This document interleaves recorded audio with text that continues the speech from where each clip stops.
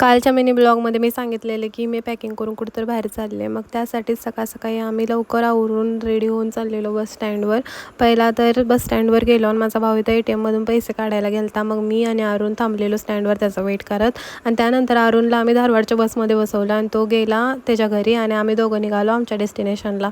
मग पहिला तर बसमध्ये बसलो आणि बसमध्ये खूप जास्त उकडत होतं आणि त्यात बस उन्हात होती त्यामुळे जास्तच उकडत होतं. मग जातानाही आम्हाला असा व्ह्यू दिसत होता जो की खूपच छान दिसत होता आणि हा पूर्ण भाग हा घाटातला होता म्हणून जास्त छान दिसत होता. आणि घाटात चाललेलो त्यामुळे मला वॉमिट आल्यासारखं पण होत होतं आणि चक्कर पण येत होती म्हणून मी जरा वेळ झोपलेली. हे सगळं फुटेज जे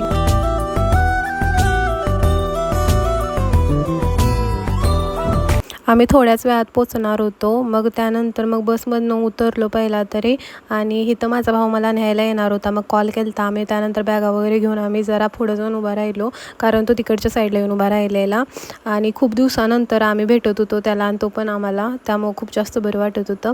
त्यानंतर मग तिथनं स्टँडवरनं आम्ही घरी यायला निघालो. घरी आल्यानंतर तिथून आम्ही घरी आलो. घरी आल्यानंतर कपडे वगैरे चेंज केले आणि उकडत होतो त्यामुळं बाहेर बसलेलो.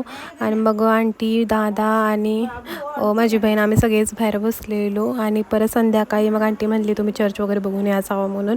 मग मी, माझा भाऊ आणि माझी बहीण आम्ही तिघं पण स्कूटीवरनं गेलतो चर्च बघायला म्हणून. आणि रात्रीचं जात होतं त्यामुळे लय बरं वाटत होतं आणि वारा लागत होतं त्यामुळे जास्त थंड थंड छान वाटत होतं. आणि तिथून आम्ही पहिला तर चर्च बघायला गेलतो आणि खरंच चर्च खूप छान वाटत होतं. आणि तिथलं असं चर्च बघायला आलो म्हटल्यानंतर तुम्हाला नक्कीच कळलं असेल की आम्ही आत्ता कुठं आहे. मग आम्ही आहे गोव्यात. मग संध्याकाळचं चर्च बघायला खूप छान वाटतं कारण लाईटिंग वगैरे लावलेले असतात. मग बघायला पण खूप छान वाटत होतं.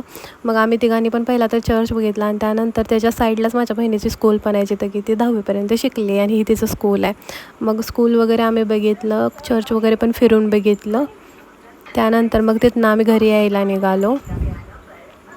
आणि तिथून आमचं घर खूप जास्त लांब नाही आहे, थोड्याच अंतरावर आहे. तर असा होता माझा आजचा दिवस. भेटू नेक्स्ट मिनी ब्लॉगमध्ये आणि इथून पुढे सगळे ब्लॉग हे गोव्याचे येणार आहेत. तर